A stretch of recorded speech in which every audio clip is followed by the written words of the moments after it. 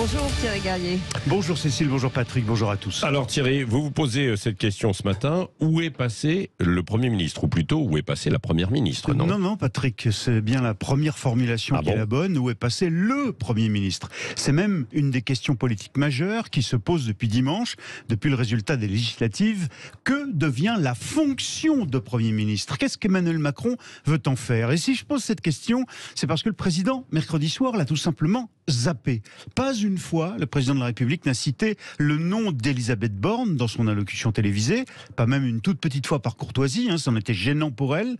Mais là où ça devient un fait politique conséquent, c'est que le président n'a même pas eu un mot pour expliquer le rôle qu'il veut faire jouer au Premier ministre, celle-là ou un autre ou une autre, dans la nouvelle architecture politique qu'il appelle de ses voeux. Rien, zéro. Un martien juste débarqué sur Terre qui aurait écouté Emmanuel Macron à 20h mercredi aurait pu croire que l'exécutif en France, c'est lui et lui seul. Mais en quoi est-ce un problème? Alors parce que nous sommes, de par nos institutions, en France, dans un régime présidentiel et dans un régime parlementaire. Or, les dernières législatives viennent de renforcer comme jamais le Parlement. C'est là désormais que tout va se jouer, les compromis que le président demande aux oppositions, les éventuelles coalitions, soit gouvernementales, soit de majorité d'idées au cas par cas. C'est à l'Assemblée, en discussion permanente avec le gouvernement et son chef, c'est à l'Assemblée donc que tout va se passer.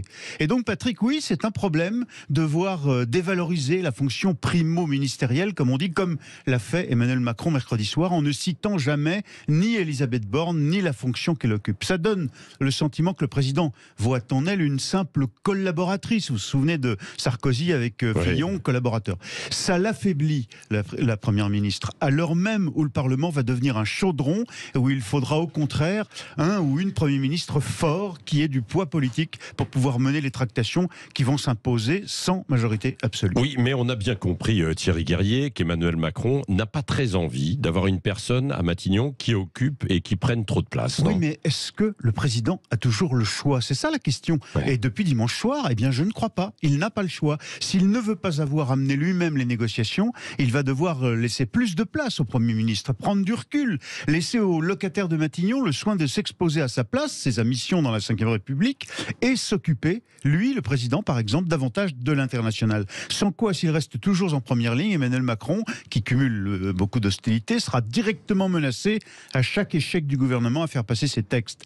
L'opposition, les filles, mais aussi le RN, ne cessera de répéter que c'est le président qui est désavoué, puisqu'il n'y a pas de majorité. Oui, mais est-ce que, dans ces conditions, Elisabeth Borne a le bon profil? Alors, c'est toute la question. Je dirais, si elle s'affirme davantage et qu'elle fait enfin de la politique, pas de la bonne technocratie, alors oui, peut-être, ce peut être le bon profil. Paradoxalement, sa modestie politique peut la servir. Mais si elle doit sans cesse, comme en ce moment, passer derrière le président à chaque initiative, c'est le cas depuis dimanche soir sans arrêt, alors les oppositions vont se faire un malin plaisir de la faire trébucher et Emmanuel Macron sera une nouvelle fois au pied du mur.